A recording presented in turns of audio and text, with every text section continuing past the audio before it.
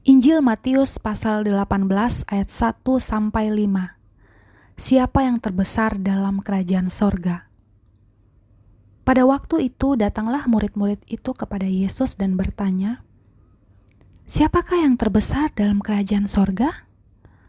Maka Yesus memanggil seorang anak kecil dan menempatkannya di tengah-tengah mereka, lalu berkata, "Aku berkata kepadamu, sesungguhnya jika kamu tidak bertobat dan menjadi seperti anak kecil ini, kamu tidak akan masuk ke dalam kerajaan sorga.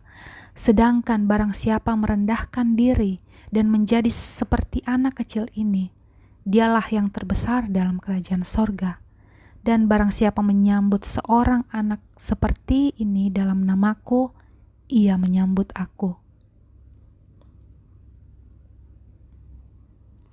Ayat 6-11, siapa yang menyesatkan orang?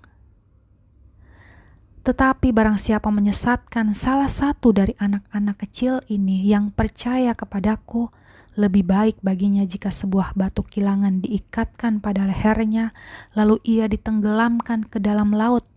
Celakalah dunia dengan segala penyesatannya. Memang penyesatan harus ada, tetapi celakalah orang yang mengadakannya.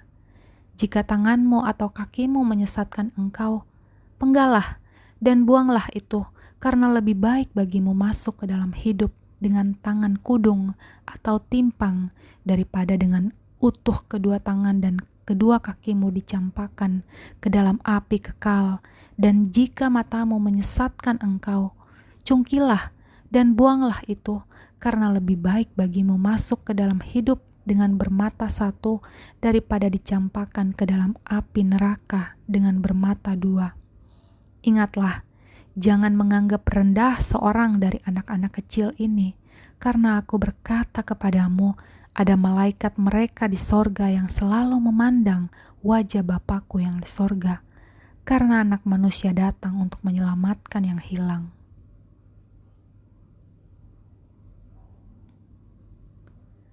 Ayat 12-14, perumpamaan tentang domba yang hilang.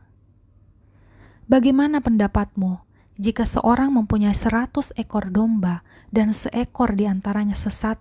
Tidakkah ia akan meninggalkan yang 99 ekor di pegunungan dan pergi mencari yang sesat itu?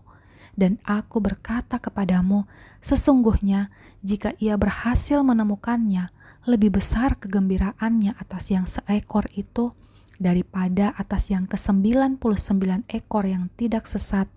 Demikian juga Bapamu yang di sorga tidak menghendaki supaya seorang pun dari anak-anak ini hilang.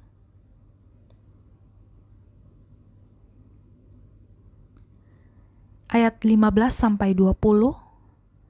tentang menasihati sesama saudara.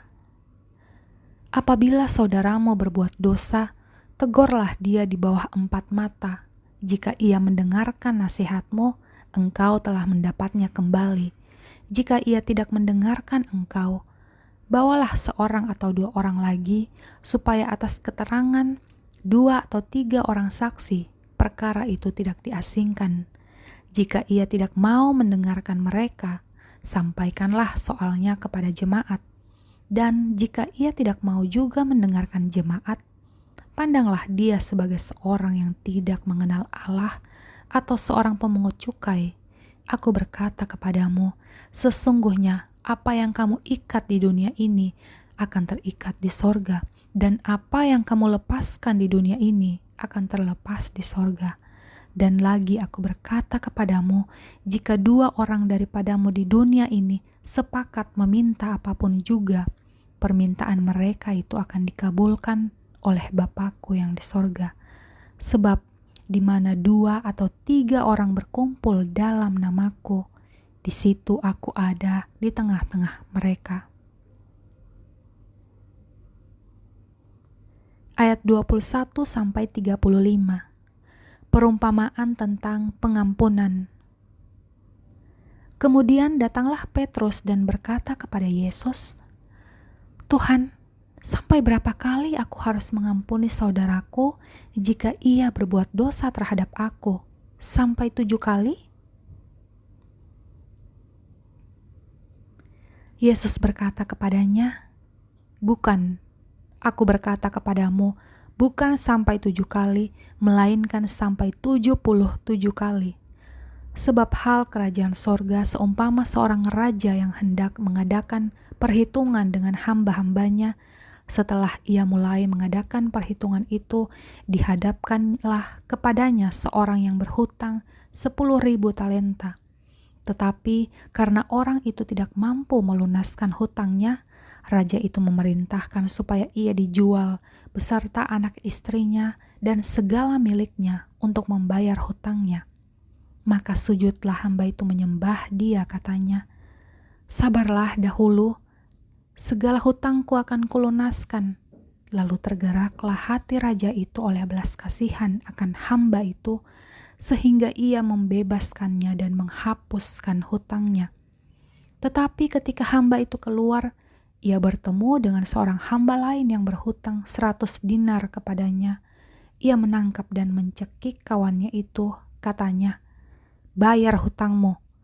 Maka sujudlah kawannya itu dan memohon kepadanya, 'Sabarlah dahulu, hutangku itu akan kulunaskan.' Tetapi ia menolak dan menyerahkan kawannya itu ke dalam penjara sampai dilunaskannya hutangnya. Melihat itu, kawan-kawannya yang lain sangat sedih, lalu menyampaikan segala yang terjadi kepada tuan mereka. Raja itu menyuruh memanggil orang itu dan berkata kepadanya, 'Hai kamu, hamba yang jahat, seluruh hutangmu telah kuhapuskan karena engkau memohonkannya kepadaku. Bukankah engkau pun harus mengasihani kawanmu seperti aku telah mengasihani engkau?' Maka marahlah tuannya itu dan menyerahkannya kepada algojo-algojo sampai ia melunaskan hutangnya. Maka Bapa-Ku yang di sorga akan berbuat demikian juga terhadap kamu, apabila kamu masing-masing tidak mengampuni saudaramu dengan segenap hatimu."